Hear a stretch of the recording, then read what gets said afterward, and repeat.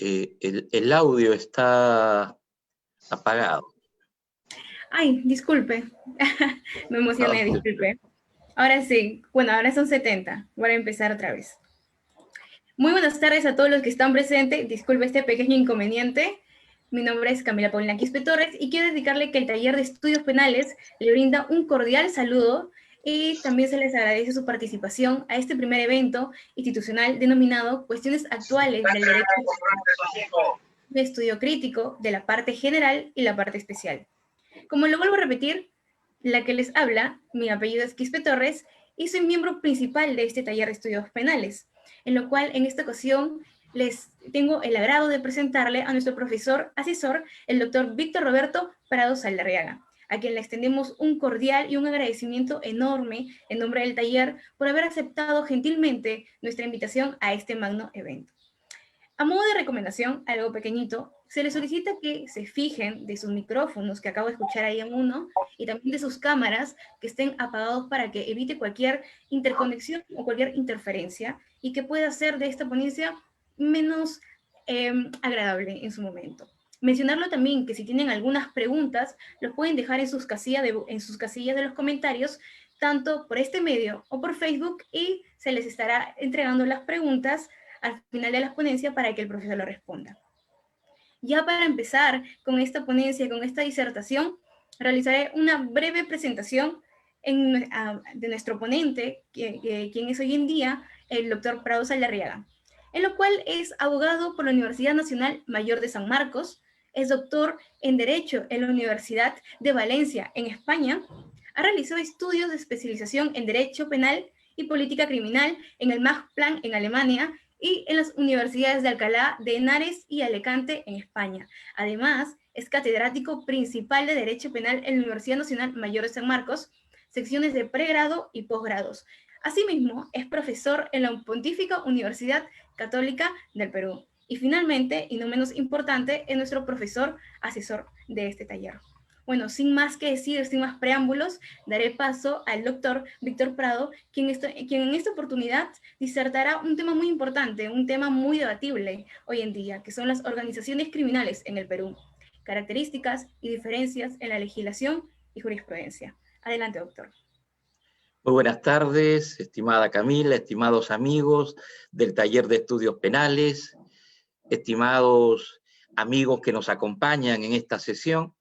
Sean mis primeras palabras para agradecer al Taller de Estudios Penales de nuestra Facultad de Derecho y Ciencias Políticas de la Universidad Nacional Mayor de San Marcos por la gentileza de convocarnos a participar de este importante encuentro académico que vienen organizando en conmemoración de su primer aniversario como unidad básica de investigación formada por los estudiantes sanmarquinos. Quien les habla tiene el grato privilegio de colaborar con ellos como asesor del taller y rememoro también en ello lo que me tocó hacer, años cuando fundamos el primer taller de estudiantes de Derecho en San Marcos allá por la década de los años 70 del siglo pasado. Por eso, para mí, no solo es un deber, sino es una necesidad estar cercano a este taller y alentarlos en el trabajo que con mucha eficiencia, dedicación, han venido realizando a lo largo de este año y que hoy se proyecta, a pesar de las circunstancias difíciles por las que atraviesa nuestro país, como un exponente de la cultura jurídica, en particular de los desarrollos que se vienen dando contemporáneamente en las ciencias penales. Es pues una iniciativa que contribuye de manera directa y material a la formación y al refuerzo de la calidad académica que ha caracterizado siempre a nuestros estudiantes en la Facultad Sanmarquina de Derecho. Bueno, yo quiero presentar una ponencia que toma en cuenta los problemas que actualmente tenemos cuando hablamos de criminalidad organizada y de organizaciones criminales en nuestro país. Si bien el término criminalidad organizada u organizaciones criminales se ha socializado y alcanzado a través de diferentes medios de comunicación, una lectura colectiva bastante coloquial, lo cierto es que estamos hablando de un problema que hoy constituye la sexta amenaza del mundo contemporáneo en este tercer milenio, según las propias valoraciones y preocupaciones de las Naciones Unidas. La criminalidad organizada y la presencia de organizaciones criminales que la activan ha tenido, pues, en los últimos 30 años un proceso de renovación, un proceso de cambios estratégicos y tácticos que le han ampliado su horizonte operativo, que han desarrollado nuevas manifestaciones más a tono con la tecnología, más a tono con las relaciones globalizadas que caracterizan a nuestro tiempo. En ese contexto, pues, el derecho penal nacional, la realidad de nuestro país, ha sentido igualmente la presencia de este fenómeno y ha tratado de darle un tratamiento legal que se alinee en gran medida a las disposiciones, a las políticas y estrategias que han derivado de importantes convenios internacionales, como por ejemplo el Convenio de Palermo, esto es la Convención de las Naciones Unidas contra la Delincuencia Organizada Transnacional, que marca las coordenadas de la política criminal que los estados deben de construir y armonizar para tener un frente también internacional contra la criminalidad organizada y sus distintas manifestaciones. Sin embargo, ese proceso de alineamiento, esa búsqueda de una armonización legislativa que sirva luego para facilitar la cooperación judicial internacional en materia penal, no ha sido fácil de consensuar y de construir en los sistemas internos de los estados. Es así que todavía hay incluso un lenguaje diferenciado cuando hablamos de organizaciones criminales. Todavía por ahí, y la experiencia peruana es muy clara al respecto, se sigue hablando de asociaciones ilícitas o asociaciones para delinquir. Es decir, expresiones anacrónicas que se referían a un fenómeno muy distinto al actual y que acontecía, vamos, desde finales del siglo XVII. No es esa la realidad que queremos identificar cuando hoy nos referimos a la criminalidad organizada u organizaciones criminales. Entonces, resulta todavía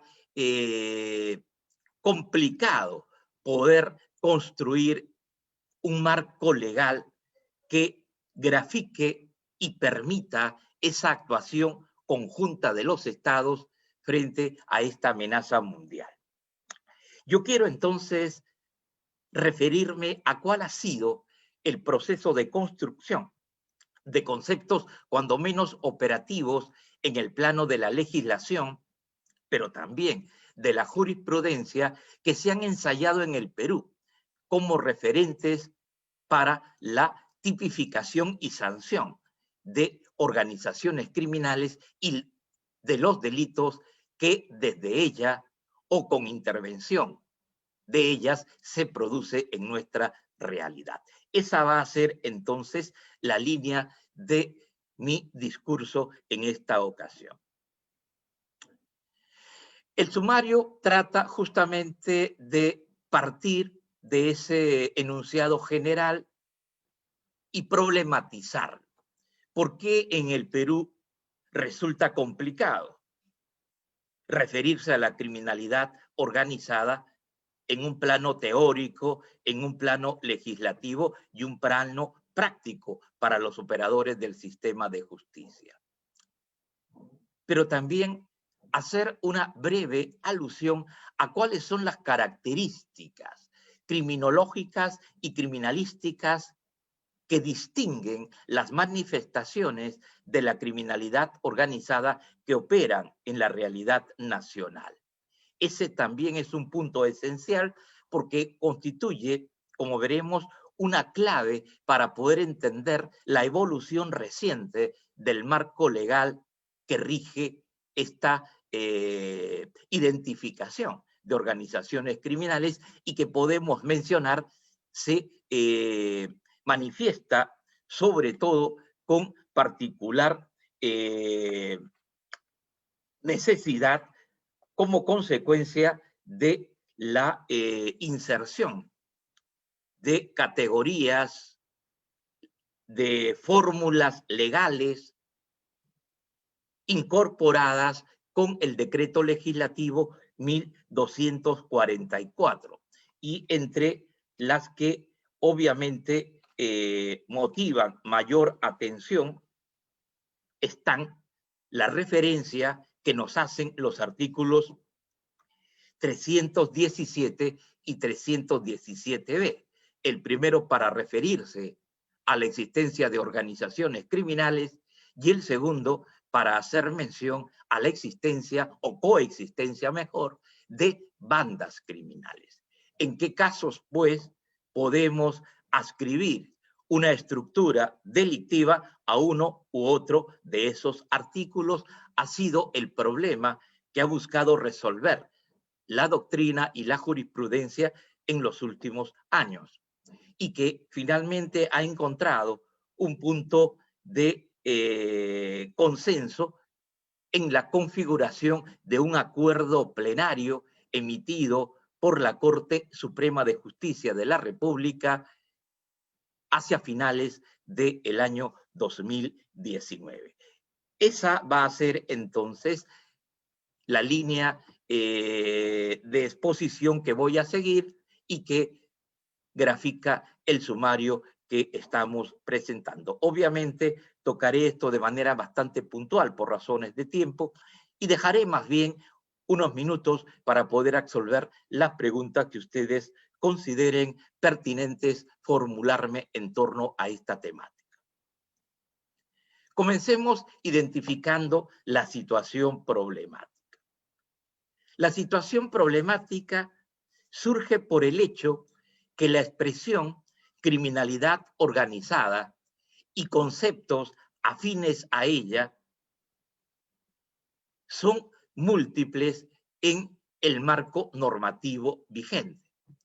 De manera que nosotros podemos reconocer que existen delitos de organización criminal como aquellos que se definen en los artículos 317 y 317b del Código Penal, pero que también encontramos regulados, sobre todo, circunstancias agravantes que aluden a delitos que son cometidos por integrantes de una organización criminal o que son cometidos desde una organización criminal. Ese es el caso, por ejemplo, de lo que establece como agravante específica el inciso segundo del artículo 4 del decreto legislativo 1106, referido al delito de lavado de activos. Pero además encontramos también que hay delitos que son realizados por una pluralidad de agentes.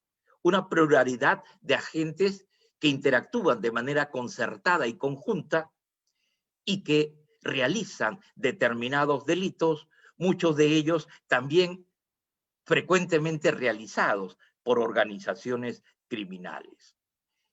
Ejemplo de ello lo encontramos en aquella circunstancia agravante específica muy común en varios delitos graves en nuestra legislación, como el robo con agravantes. Efectivamente, en el artículo 189, inciso cuarto, encontramos como una agravante específica el que el delito haya sido realizado por 2 o más personas. Y si vamos al tráfico ilícito de drogas, encontraremos también que en el inciso sexto, el legislador nos plantea una situación alternativa que por un lado marca un agravante por el hecho de que el delito ha sido ejecutado conjuntamente por 3 o más personas, y paralelamente nos dice que también constituye agravante el que el delito haya sido cometido por quien es integrante de una organización criminal. Como vemos, este conjunto no necesariamente armónico de disposiciones legales ha creado una necesidad de identificar dogmáticamente en qué consiste o qué función va a desempeñar cada una de estas disposiciones cuando se refieren o guardan conexión con prácticas de criminalidad organizada. Veamos ahora, a partir de este cuadro problemático, cuál es la realidad del fenómeno de la criminalidad organizada o de las prácticas delictivas que realizan organizaciones criminales en nuestro país.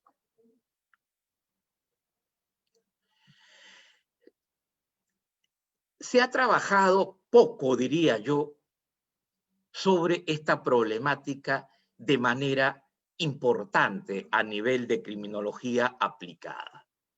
Personalmente he realizado a partir del año 2007 una línea de investigaciones en esta materia, y recientemente hay esfuerzos similares que vienen realizándose en algunas instituciones, como por ejemplo las investigaciones que se ejecutan desde el Observatorio de la Criminalidad del Ministerio Público, pero también del Observatorio Nacional Indaga José Hurtado Pozo del Ministerio de Justicia, adscrito al Consejo Nacional de Política Criminal. En todos estos estudios, pero sobre todo en lo que nosotros hemos realizado directamente, surge como hallazgo la identificación de 2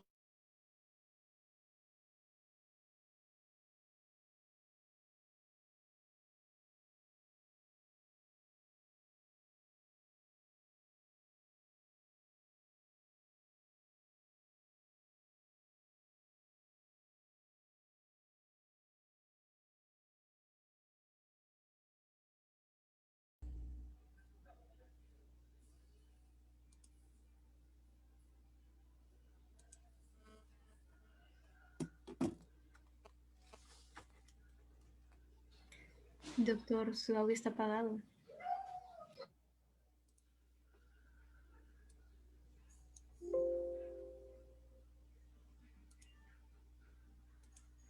¿Hasta dónde se me escucha? Este es un problema con la tecnología. ¿Puedes indicar? Entrar en la siguiente diapositiva, en las formas del Perú. Ya, ok, disculpen ustedes, pero ahí último nos quedamos. Ajá. Aquí estamos bien entonces, no sé cómo se ha apagado, pero bueno. No bueno, se preocupe, prosiga. Gracias. Decíamos entonces que a partir de las investigaciones realizadas para identificar la presencia de la criminalidad en nuestro país, nosotros hemos desarrollado una línea de investigaciones desde el año 2007 y que nos ha permitido detectar como hallazgo la coexistencia de 2 modalidades de criminalidad organizada. Una a la que yo denomino violenta, que es aquella que vemos cotidianamente en los titulares de los diarios o con la cual se abren los noticieros matutinos en la televisión, y que se caracteriza por la realización de delitos como el secuestro, el robo con agravantes, la extorsión, el sicariato. Vale decir, nos referimos a la presencia de organizaciones criminales que practican delitos de despojo, es decir, aquellos delitos que no crean riqueza, que no construyen mercados y que se dedican únicamente, como el nombre lo precisa, a despojar la riqueza de otro por medios violentos. Esta criminalidad organizada violenta, que es la que produce la inseguridad ciudadana, resulta ser bastante visible y sensible a nuestra población. Pero paralelamente tenemos otra manifestación de criminalidad organizada a la que yo denomino emergente y que se caracteriza por materializarse a través de estructuras que realizan conductas productivas, es decir, desarrollan bienes y servicios ilegales que les permiten adquirir una importante plusvalía y seguir creciendo, seguir desarrollándose. A esta modalidad de criminalidad organizada pertenecen, pues, el tráfico de drogas, la minería ilegal, la trata de personas. Nos referimos a estructuras organizacionales que construyen mercados para justamente producir, proveerlos y comercializar estos bienes y servicios ilegales. De hecho, son diferentes las estructuras criminales que sirven de base a estas organizaciones, mientras que las que se dedican a los delitos violentos no requieren una estructura compleja, por lo general reproducen la llamada jerarquía estándar o tipología 1 de las Naciones Unidas, frente a las otras, las que, por el contrario, por su propia naturaleza, por la actividad productiva que deben desarrollar, requieren una configuración más compleja, construyen circuitos operativos, tienen niveles estratégicos y ejecutivos. Se trata, pues, de estructuras que se asemejan más bien a aquellas que reconocemos en las tipologías internacionales como correspondientes sobre todo al grupo central o también a la red criminal. Y cuando hablamos del grupo central, la presencia, por ejemplo, del delito de lavado de activos nos vincula con una subestructura conocida como la empresa criminal flexible. Para quienes tengan interés en desarrollar mayores detalles sobre estos conceptos y categorías que lamentablemente aquí no puedo operativizar de manera minuciosa por el tiempo, pueden consultar mi libro Organizaciones Criminales y Lavado de Activos en el Perú, ¿no? Este libro, publicado por IDEMSA el año pasado, desarrolla todos estos conceptos que aquí rápidamente tengo que presentar. El modus operandi, esto es la forma de actuación, de realización de sus actividades delictivas por estas organizaciones, también es diferente. De hecho, para las organizaciones violentas, el modus operandi se concreta en el asalto, en la agresión, en la amenaza. En cambio, en las otras organizaciones criminales, aquellas que llamamos emergentes, hay un componente técnico, hay un componente estratégico, tienen un modus operandi subrepticio, pero a la vez también sofisticado. Si no, pensemos simplemente en el lavado de activos o en las manifestaciones de la cibercriminalidad. Lo interesante para mi presentación a este nivel es también encontrar que en el enfoque criminalístico que sobre la criminalidad organizada desarrolla las organizaciones o agencias estatales que le hacen frente, encontramos una clasificación muy similar, efectivamente. Los documentos tácticos y estratégicos que elabora la Policía Nacional en este dominio también reconocen la existencia de una delincuencia urbana a la que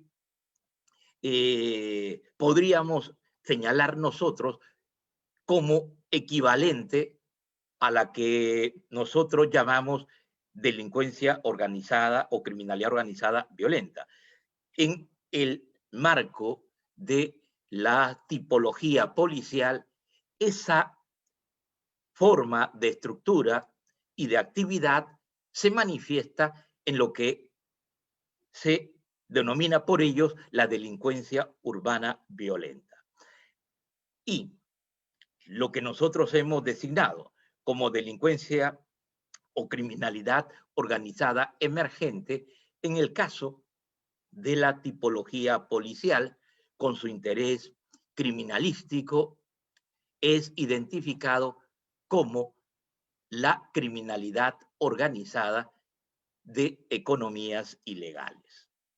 Hay pues, tanto en el perfil criminológico como en el perfil criminalístico, coherencia al mirar la realidad del fenómeno y las características que se utilizan para delinear sus perfiles son en ambos casos muy semejantes.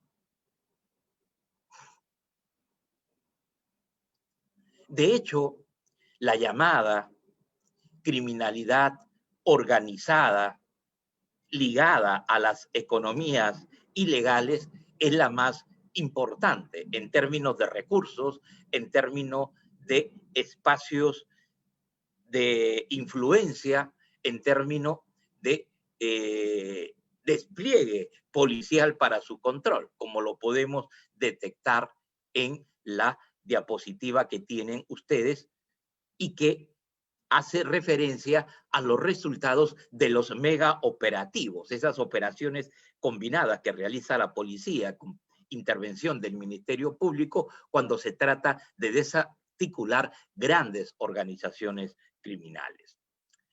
Y fíjense los datos, ¿no?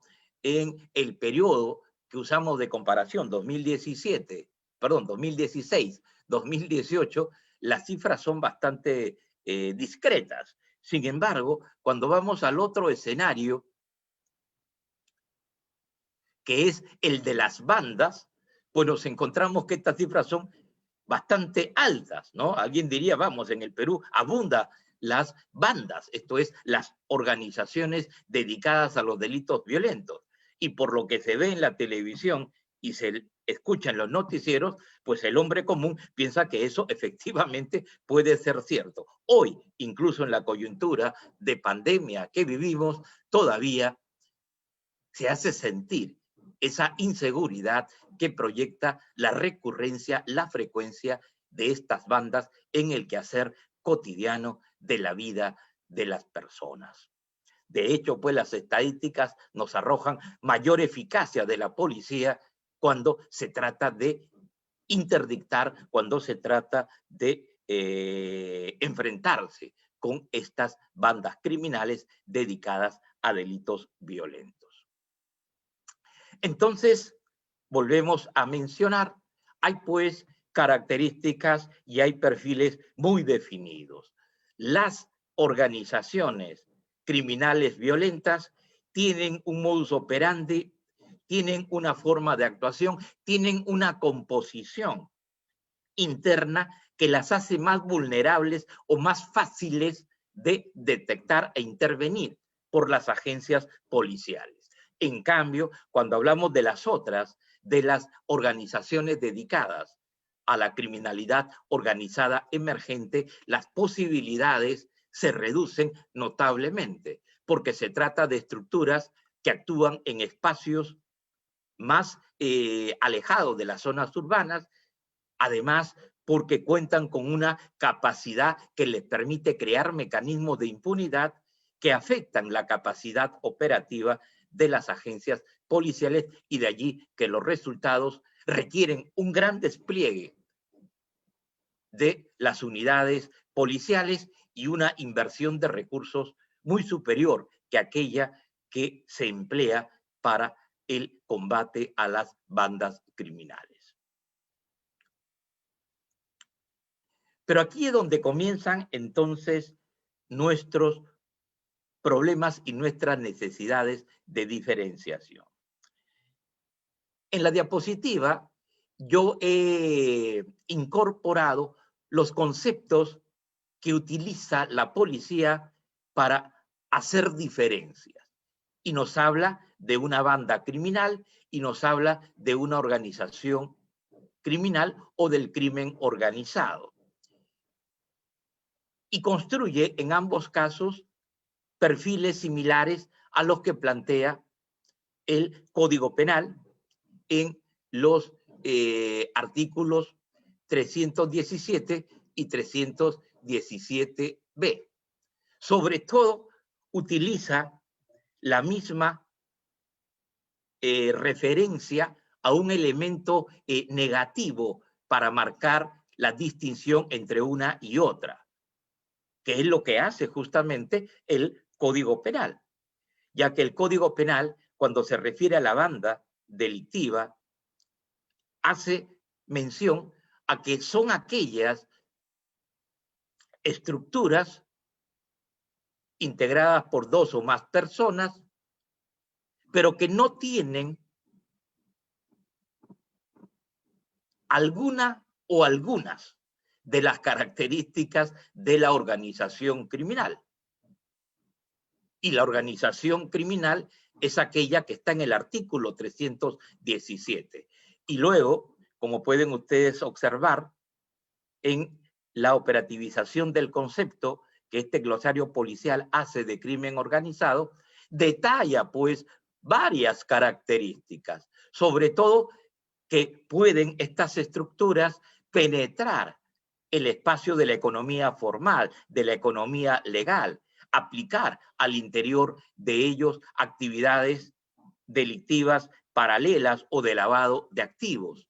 Y eso las convierte pues en organizaciones criminales de mayor complejidad y de mayor capacidad operativa.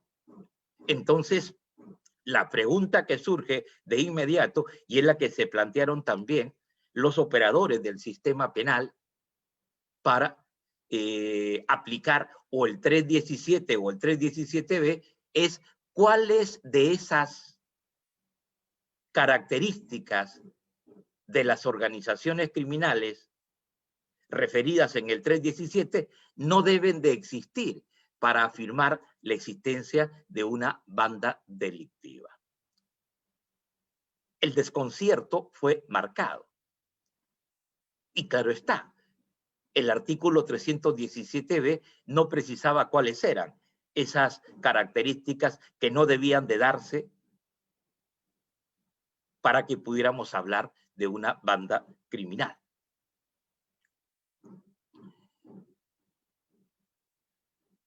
E igualmente, marcaba este mismo glosario policial que había esas distinciones cualitativas. De hecho, un megaoperativo no se usaba para una banda criminal.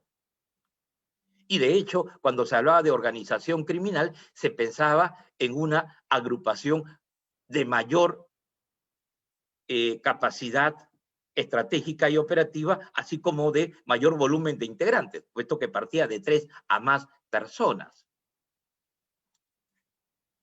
Bueno, era importante tener en cuenta entonces que el perfil de estas organizaciones tenía, como mencioné, una diferencia cualitativa y también cuantitativa a partir de la construcción conceptual que en torno a ellas había realizado la Policía Nacional o los órganos integrantes del Ministerio del Interior. Pues bien, ¿cómo se presentaba el problema legal? Ya hemos mencionado, el legislador había optado por incluir dos disposiciones legales para referirse a las organizaciones criminales. El artículo 317, que fue reformado por el decreto legislativo 1244, había tipificado a la organización criminal buscando encontrar una simetría o hacer una simetría con lo que establecía el artículo segundo de la ley 30.077 o ley contra el crimen organizado. De allí lo complejo, enredado y cargado de elementos normativos que tiene este tipo penal del artículo 317 y que resulta en muchos casos poco técnico, ¿no? Porque nos habla, por ejemplo, de que esta organización debe tener como característica el ser estable, permanente o por tiempo indefinido. Y uno se pregunta en la mera lectura, ¿es que lo que es estable no es permanente y lo que es permanente no es por tiempo indefinido? Si es así, pues entonces estos vocablos son sinónimos. ¿Para qué cargar la fórmula legal de tantos sinónimos? Lo mismo decir que actúa de manera organizada, concertada o coordinada. ¿Cómo puede darse un actuar organizado que no sea coordinado y menos concertado? En fin, era la forma como se construyó. Pero algo que es importante, eso no era una invención nacional, era simplemente como ha ocurrido casi siempre en la elaboración de leyes penales, sobre todo de aquellas que criminalizan conductas en nuestro país, una copia del derecho extranjero, nuevamente una importación de la ley penal. Efectivamente, la fuente de ese artículo 317 no era otro que un dispositivo, el artículo 570 bis del Código Penal Español. Y ahí encuentran ustedes los mismos enredos y las mismas expresiones. Carácter estable, por tiempo indefinido, concertada y coordinada. Esto es, nos ganamos un pleito que no necesitábamos al copiar esta disposición.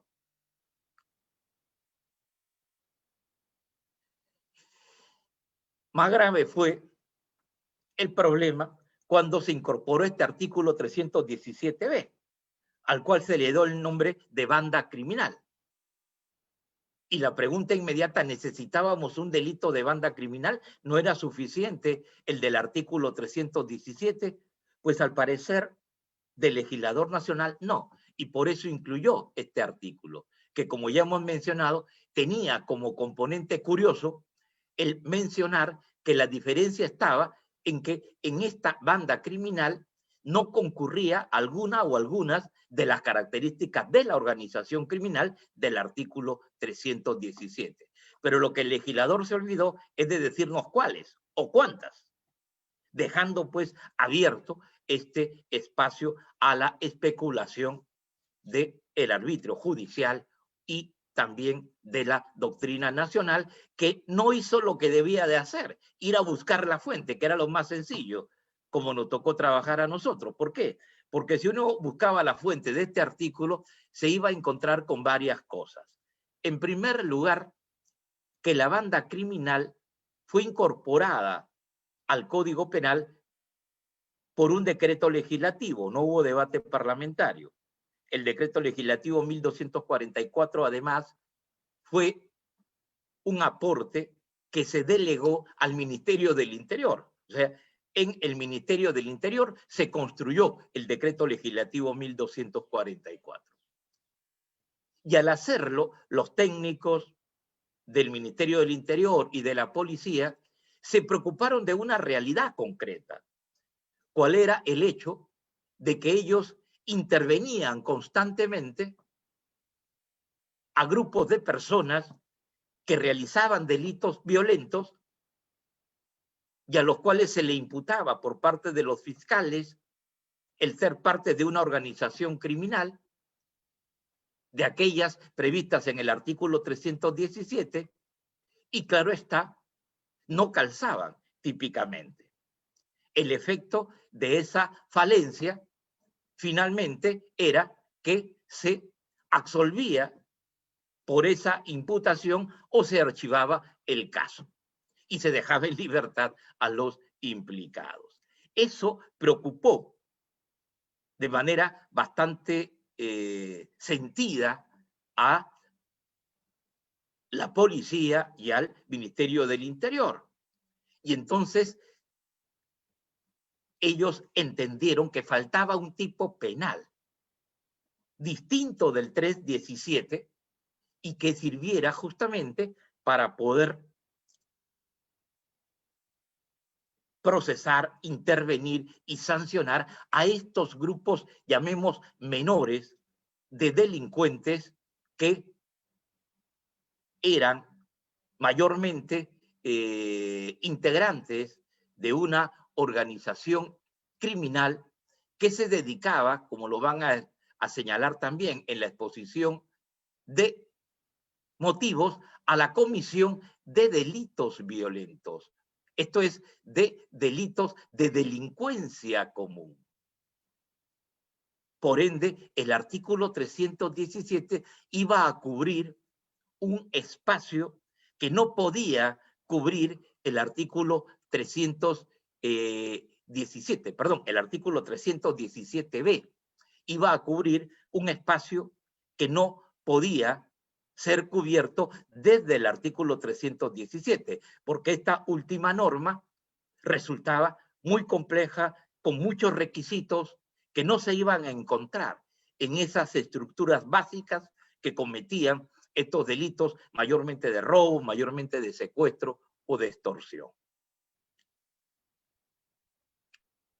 Pero como había advertido, el gran problema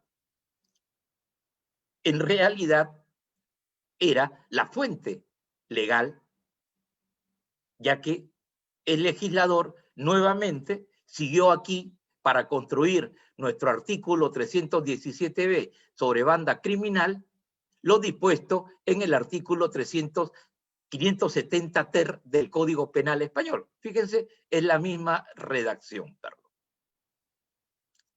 Con una diferencia muy curiosa. En España, el texto dice, por grupo criminal, la unión, que debe entenderse por grupo criminal, la unión de más de dos personas. En el caso del artículo peruano, dice dos o más.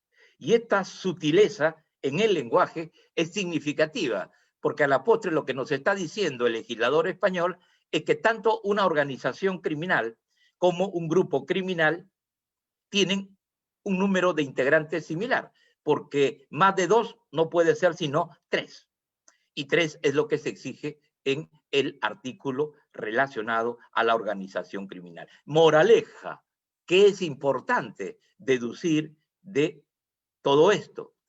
Que tanto la organización criminal del 317 del Código Penal peruano como la banda criminal del artículo 317b son organizaciones criminales, pero son organizaciones criminales distintas. Distintas en su modus operandi, distintas en su proyecto criminal.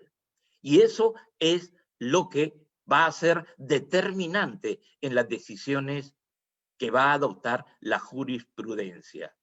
Esto es, reconocer que las organizaciones criminales a las cuales se refiere el artículo 317 tienen por proyecto criminal la realización de conductas que implican la producción, comercialización de bienes y servicios ilegales, que generan industrias criminales. Esto es, que forman parte de un mercado o de un circuito de este tipo de bienes y servicios fiscalizados, prohibidos o de circulación restringida. Y que, por tanto, eso es muy distinto de lo que guía el quehacer delictivo de las otras organizaciones que se construyen bajo un objetivo común de despojar a terceros de su patrimonio mediante actos mayormente violentos. Esto es, el proyecto criminal es la realización de delitos de despojo. Entonces, podemos decir que sí, si se mira desde esa perspectiva, pues la existencia de dos artículos con dos tipos de organizaciones criminales podía encontrar alguna justificación. Y eso justamente es lo que va a marcar la jurisprudencia. En efecto, el acuerdo plenario número 8 del año 2019, emitido el 10 de septiembre del año pasado, pues estableció justamente que en adelante los órganos jurisdiccionales deberían de tener claro que en el marco legal nacional existían tres tipos de conductas diferentes y a las cuales se podía de manera directa o por afinidad pensar vinculadas con el fenómeno de la criminalidad organizada. Y en ese sentido se señaló que existía, pues, en el artículo 317 un tipo penal que debía de servir en adelante para criminalizar y sancionar a las organizaciones criminales dedicadas a la comisión de delitos productivos, esto es, de bienes y servicios ilegales que construían mercados para la circulación ilegal de los mismos y que lograban, pues, una importante plusvalía que les permitía reinvertir y seguir extendiendo sus espacios de influencia. En cambio, las bandas criminales, aquellas del artículo 317, serían todas las que se dedicaban a la realización de delitos de despojo con el empleo mayormente de violencia, pero también podrían emplear el engaño, es el caso de las estafas, y a partir de ello, igualmente, obtener por esas vías ingresos que no eran tan altos, tan importantes para el Producto Criminal Bruto como el que aportaban las organizaciones criminales del 317 y que mayormente se dilapidaban, se gastaban, no había pues un proceso de reinversión que buscase hacer crecer a la organización. Entonces se señaló, en adelante los jueces, los fiscales, tienen que entender de manera vinculante que esas dos normas penales son distintas y que la subsunción de estructuras deberá de realizarse en coherencia con lo dispuesto en este acuerdo, en el 317, si son organizaciones productivas, en el 317b, si son organizaciones dedicadas a delitos de despojo. Y además, también preocupó el cómo debían de caracterizarse y cómo diferenciarse igualmente de aquellas circunstancias agravantes que existían, como decíamos, en el artículo 4, inciso 2 del decreto legislativo 1106 sobre el lavado de activos, o que existían en el artículo 189, inciso 4, referida a las agravantes del delito de robo. Esto es, ¿en qué casos hablábamos de agravantes por tratarse de delitos cometidos desde una organización criminal o por integrantes de una organización criminal? Y diferenciarlos a su vez de aquellos que eran cometidos por una pluralidad de agentes que, si bien actuaban concertados, no estaban adscritos ni integraban ninguna organización criminal. Y en ese sentido, un resumen que podríamos mencionar de este acuerdo plenario marca lo siguiente, que cuando se hable de un delito de organización criminal del artículo 317, se aluda a cualquier estructura que puede ser rígida o flexible, sea, por ejemplo, que se dedique al tráfico de drogas, son mayormente estructuras rígidas, o que se dedique al lavado de activos, mayormente estructuras flexibles. Pero en ambos casos deben estar compuestas cuando menos por 3 personas. Segundo, que se trate de un proyecto criminal vinculado a la realización de delitos de producción o aquellos que la policía denomina como economías ilegales. Y que este artículo 317 involucra la realización de 4 conductas criminalizadas: los actos de constitución, de organización, de promoción o de integración. 4 conductas que, para efectos prácticos, no tienen ninguna relevancia en la medida en que para todas la penalidad es la misma. No obstante, sí hay circunstancias agravantes específicas que aluden más bien al rol que tiene el agente dentro de la organización criminal. Por ejemplo, el ser financista o el ser el líder de la misma. Pero lo que es más importante y que marca la Corte Suprema es recordar que el artículo 317 es un tipo subsidiario, es un tipo de eficacia residual. Vale decir, solo sirve para reprimir a las organizaciones criminales cuando no han actuado delictivamente. Ya que si la organización criminal actúa, comete un delito, pues ya no estamos frente al 317, sino estaremos frente al delito con el agravante de haber sido ejecutado por quien integra una organización criminal. Es decir, los delitos cometidos desde una organización criminal van a más bien a configurar, según los casos, una circunstancia agravante, cuando la ley lo establezca. Aunque resulte esto importante, no todos los delitos lo señalan, pero mayormente sí se incorpora en los delitos típicos de organizaciones criminales, como lavado de activos, el tráfico de drogas, la minería ilegal, la trata de personas, tienen siempre una agravante por el hecho de que hayan sido cometidos por integrantes de una organización criminal a la cual están adscritos. Pues bien, la Corte Suprema ha señalado, solo en tanto no concurra en el delito cometido esa circunstancia agravante, se aplicará el 317. De lo contrario, se aplicará el delito cometido con el agravante correspondiente.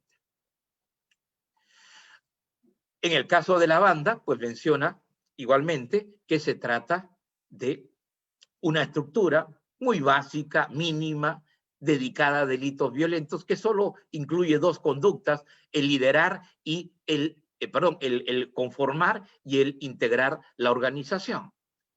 Y que, si bien es un proyecto que tiene continuidad operativa, este está relacionado exclusivamente con delitos de despojo y delitos mayormente violentos, como hemos mencionado.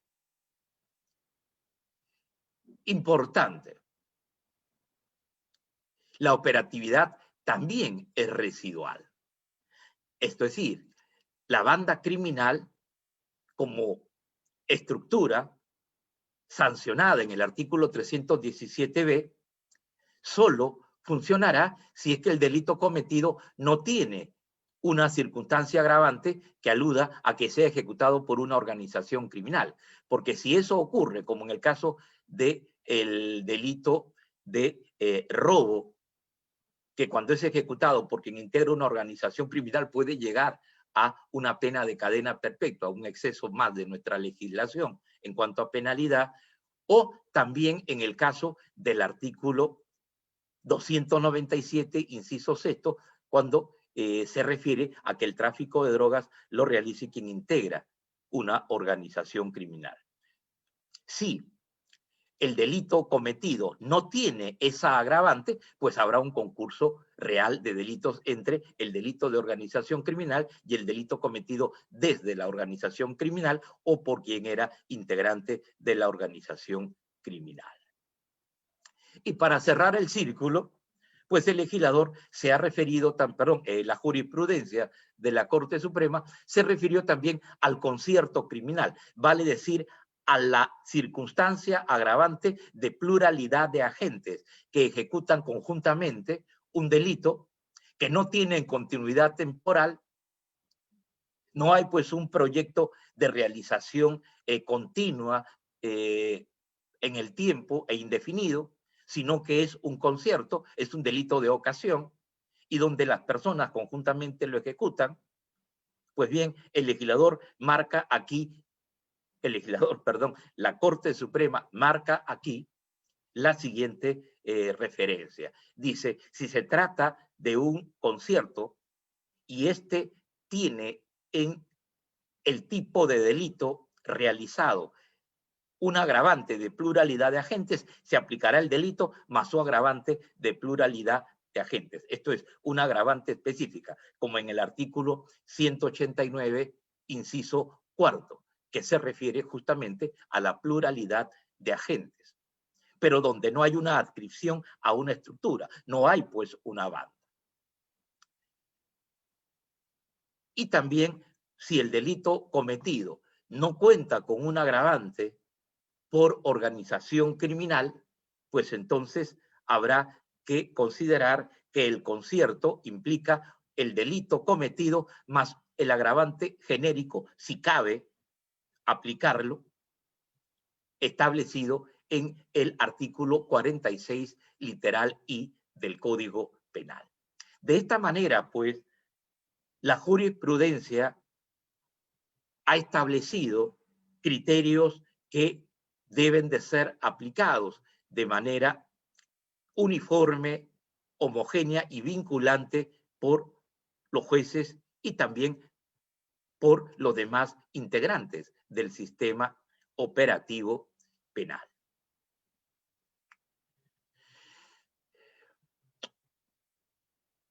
Para concluir y terminar, habría pues que mencionar que se trata de conceptos diferentes, de criterios prácticos igualmente distintos, que han sido prefijados por la Corte Suprema y que entendemos permiten una operatividad más coherente, menos confusa de las disposiciones que hemos analizado.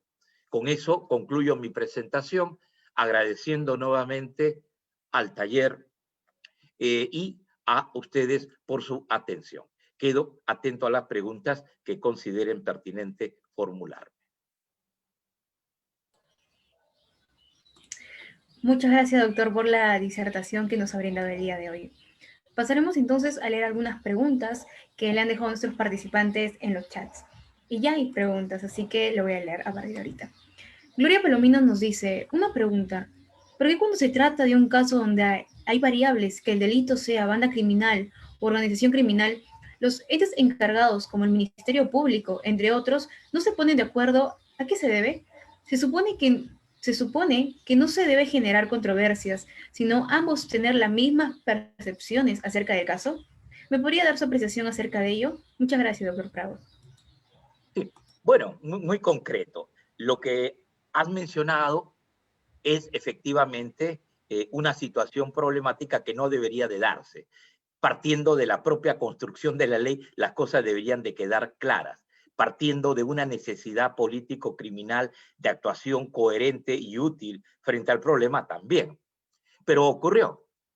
Pero hoy ya con el acuerdo plenario que tiene eficacia vinculante, todos deben de entenderlo de la manera como lo ha establecido la Corte Suprema.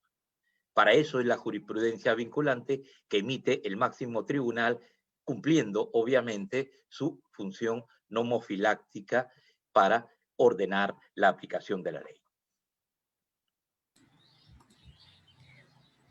Muchas gracias. De ahí tenemos otra pregunta en Facebook, donde nos dice, buenas tardes, doctor Prado Saldarriaga. Tengo dos preguntas con respecto a su ponencia. La primera es, con respecto a la diferencia entre organizaciones criminales y bandas criminales, ¿considera que el artículo 317b, cuando hace referencia a que sin recurrir a alguna o algunas características de la organización criminal, este estaría haciéndose referencia a un carácter criminológico? Y la segunda, ¿cuál es el sustento dogmático de castigar la mera pertenencia pasiva de la organización criminal? Muchas gracias. Ya. El problema fue la fuente legal.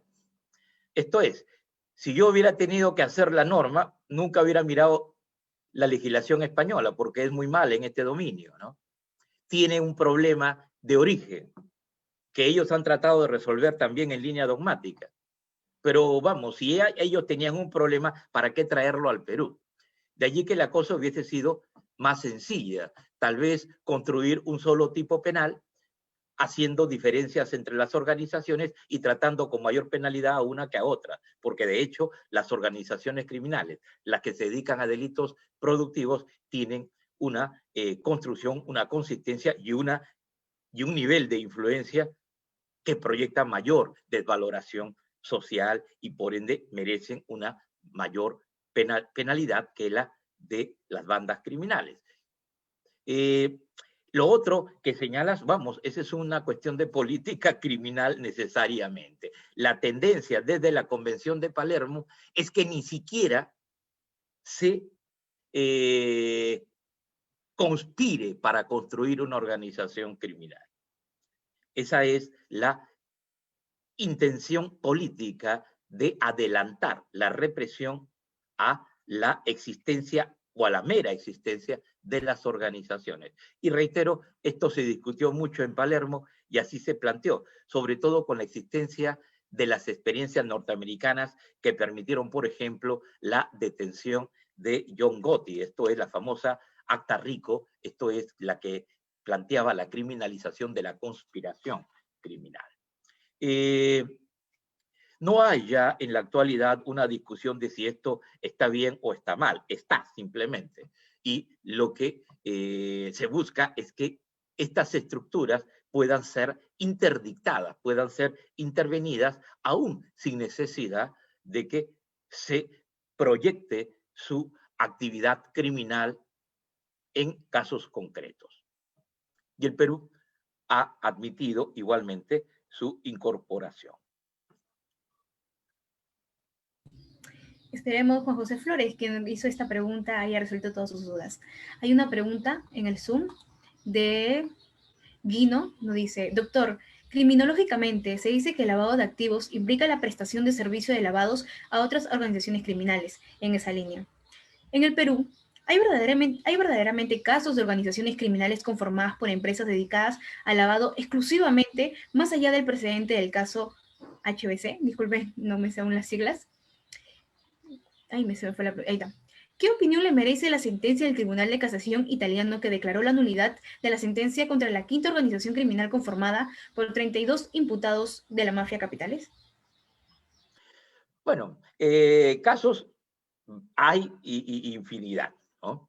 Yo le voy a pedir que entienda que por razón de mi cargo y de la función que desempeño, no puedo dar ejemplos en particularidad.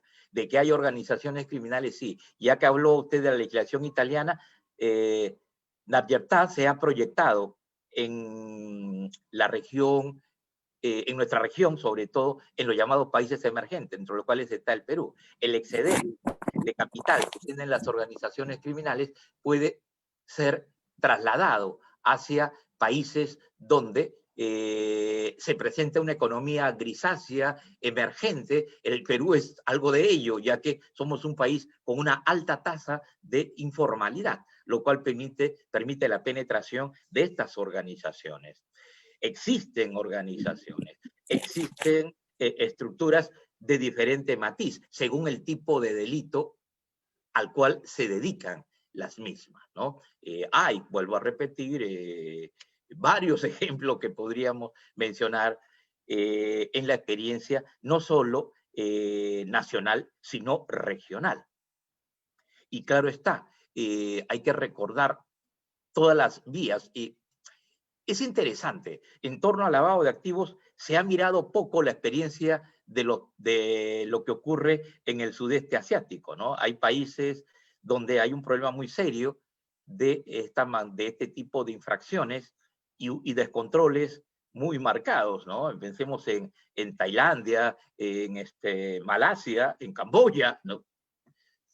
Donde se está pues en un espacio incipiente. Bueno, allí va el capital excedente, ¿no?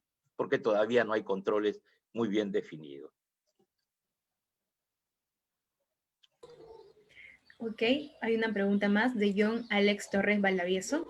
Nos dice, buenas tardes, muy apreciado doctor. Mi pregunta es la siguiente. En los delitos por las organizaciones criminales y bandas criminales, ¿existiría otra forma de poder diferenciar uno del otro, ya que en su actuación criminal no hay casi mucha diferencia? No, hay toda una diferencia. Claro que sí. Una cosa es 3 personas que se dedican a asaltar al que encuentran por la calle y otra, aquellos que producen actividades tan complejas como la minería ilegal o como el tráfico de criptomonedas. Entonces no son iguales de ninguna manera.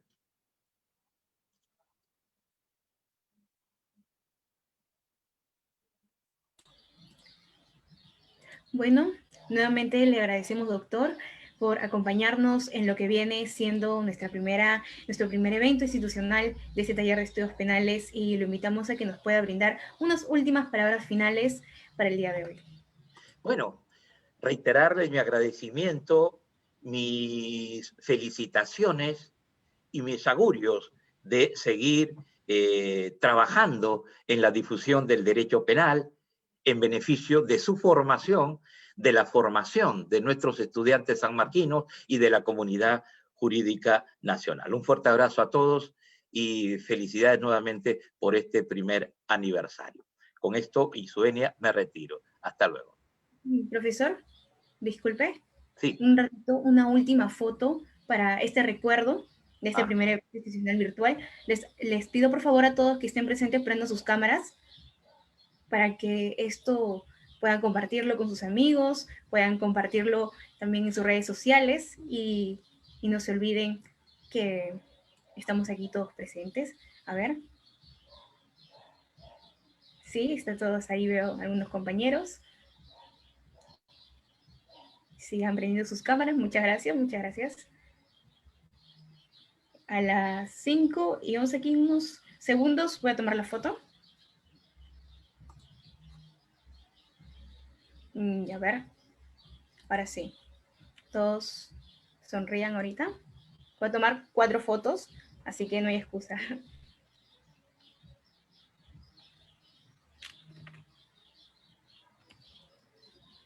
Y, ok, listo. Ahora sí. Muchas gracias a todos, chicos. Muchas gracias, profesor, nuestro profesor asesor. Hasta luego. Gracias a ustedes. El día de hoy. Adiós, adiós.